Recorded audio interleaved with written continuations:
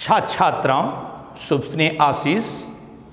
आज हम कक्षा 12 के विद्यार्थियों के लिए राजनीति विज्ञान विषय के अंतर्गत सत्ता के वैकल्पिक केंद्र पाठ में दक्षिण पूर्व एशिया राष्ट्रों के संगठन की चर्चा करेंगे।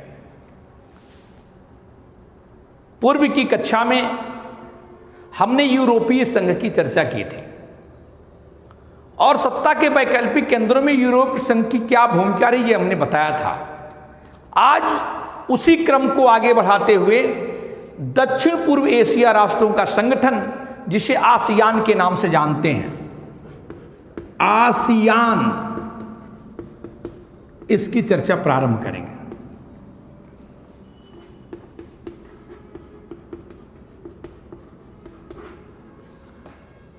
वास्तव में पूरे विश्व के नक्शे पर हम गौर फरमाएं, पूरे विश्व के नक्शे को यदि हम ध्यान से देखें तो उस नक्शे के दक्षिण और पूर्व के तरफ जो देश मिलते हैं, उन देशों के 5 देशों ने आपसी एक सामंजस्य किया, आपसी एक जोड़ स्थापित किया, एक दूसरे से आर्थिक सहयोग, रक्षा सहयोग, व्यापार सहयोग आदि के लिए एक दूसरे ने एक ग्रुप बनाया, एक संगठन बनाया। उन देशों में जो वास्तविक जो 5 देश थे उसमें था इंडोनेशिया,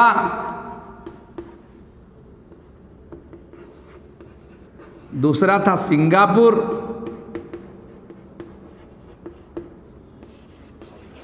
तीसरा था फिलीपींस,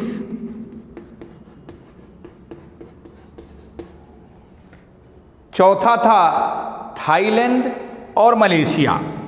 चौथा थाईलैंड और 5वां मलेशिया।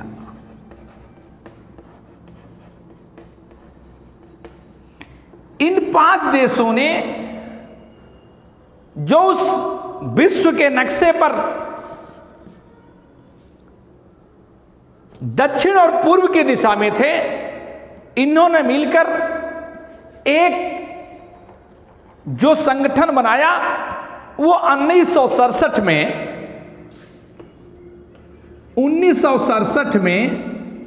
बैंकॉक में बनाया। अर्थात इनकी जो पहली बैठक हुई वो बैंकॉक में हुई। और वास्तव में यह संगठन बनाने की आवश्यकता इसलिए पड़ी कि दक्षिण पूर्व एशिया के बहुत सारे देश गरीबी से जूझ रहे थे, उनकी स्थिति मजबूत नहीं थी, इससे जूझ रहे थे, विकास नहीं था, इससे जूझ रहे थे। इन समस्त चीजों के बाद वो एक द्वितीय विश्व युद्ध के बाद विश्व में प्रचलित हुए 2 संगठनों, 2 ध्रुवों, सोवियत संघ जो रूस के नाम से और संयुक्त राज्य अमेरिका, दोनों का दबाव पड़ता था कि आप हमारे ग्रुप में आके मिल जाएंगे। वो विभिन्न तरह की इन देशों को प्रताड़ित करते थे कि आप यदि नहीं मिले तो आपके साथ संकट का माहौल होगा। ये देश हमेशा संघ के दायरे में रहते थे, उन कमजोर थे, इसलिए उन्होंने सोचा कि हम 5 देश मिलके एक समूह के रूप में मजबूती से किसी तरह से हम व्यवस्था करेंगे। वैसे वो गुटनिरपेक्ष जो तीसरा समूह था उसके तरफ भी जाना नहीं चाहते थे। यदि वे गुटनिरपेक्ष की तरफ जाना नहीं चाहते थे तो ऐसी परिस्थिति में उन्होंने दक्षिण पूर्व एशिया का एक संगठन तैयार किया जिसे आज हम आसियान के नाम से, उसी समय से चर्चा आसियान की हुई। और इन 5 देशों ने 1967 में आपसी तालमेल को बढ़ावा देने के दृष्टिकोण से, आर्थिक मजबूती देने के दृष्टिकोण से, संकट के दिनों में आपसी सहयोग करने के दृष्टिकोण से, आपस में एकता प्रस्तुत करने के दृष्टिकोण से, विभिन्न अपेक्षाओं के साथ इन देशों ने एक संगठन तैयार किया जिसे आसियान के नाम से जानते हैं। वास्तव में आसियान जब प्रारंभ हुआ तो उस समय विश्व के लोगों को कुछ ऐसा नहीं रहा कि यह बहुत बड़ा अच्छा काम कर जाएगा। इसी के परिप्रेक्ष्य में बहुत सारे संगठन में द6 भी बना था, लेकिन वो सफलता के दौर पे नहीं चला जितना कि आसियान चला। और जब 5 देशों ने अपनी एकता को बनाए रखते हुए आर्थिक सहयोग को प्रस्तुत किया तो इस कार्य को देखते देखते इसके साथ 5 और देश जुड़ गए। उनमें क्या था?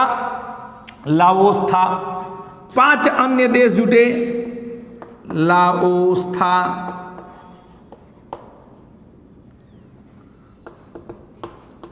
पांच जो देश जुड़े हुए, पहला लाओस, दूसरा म्यांमार था, जो तीसरा था वियतनाम, कंबोडिया और दारुसलाम,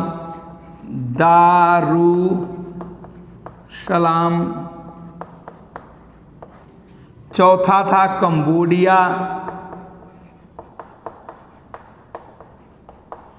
और 5वां था वियतनाम।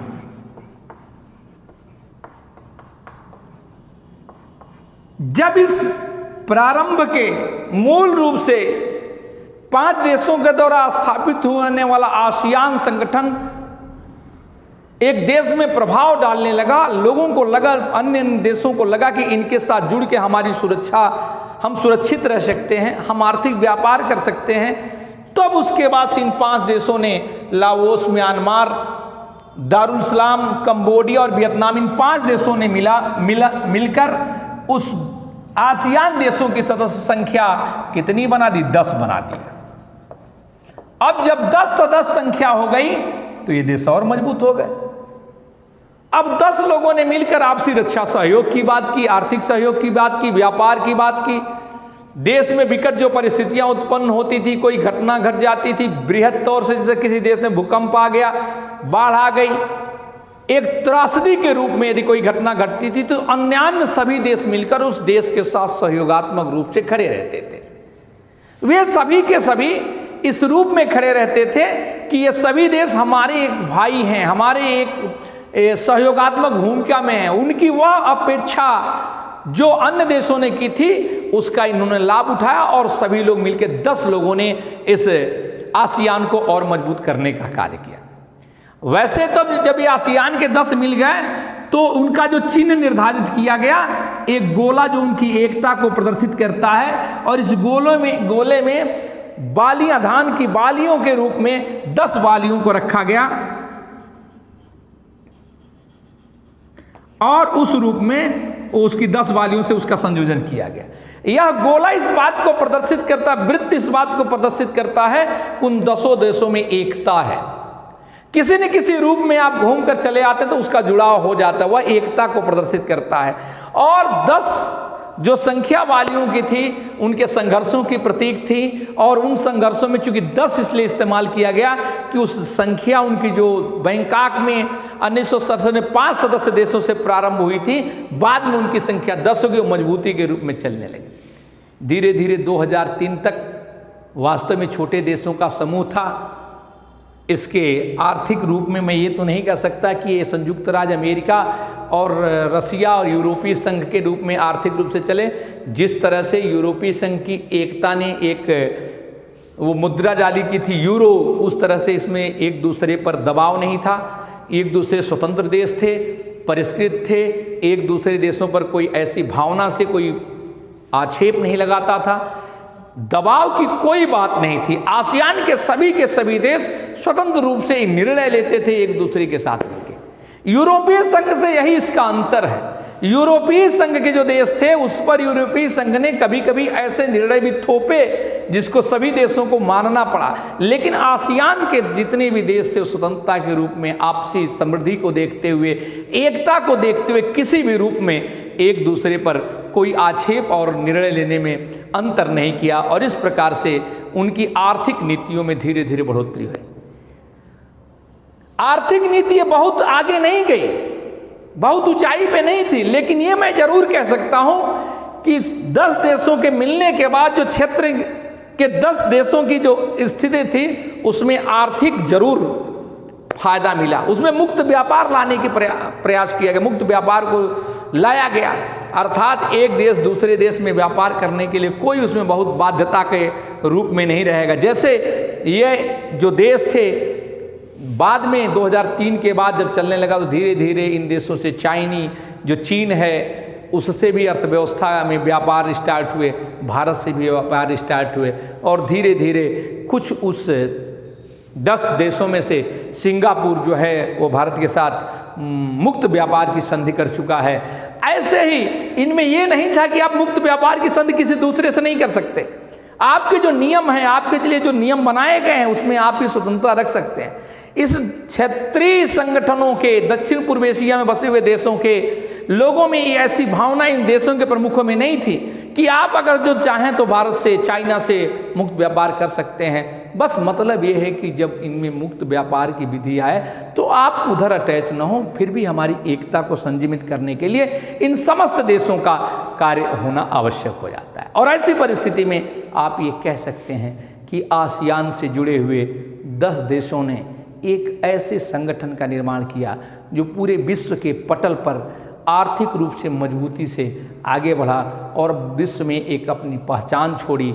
और पहचान छोड़ने का ही मतलब था कि 1967 के बैंकॉक में पहले सम्मेलन के बाद 5 देशों से उठकर यह देश 10 देशों का समूह हो गया और वर्तमान स्थिति में देश के जहां आर्थिक मजबूती है वहां से व्यापार करने के लिए देश उत्सुक है और आज की परिस्थिति में इनकी एकता बनी हुई है और ये देश सभी एक दूसरे की रक्षा, व्यापार, शैक्षिक नीति आदि पर एक दूसरे से सहयोगात्मक भूमिका बने रहते हैं। प्रिय विद्यार्थियों, आज के क्लास में बस इतना ही। शेष अगली क्लास में मुलाकात होने पर धन्यवाद।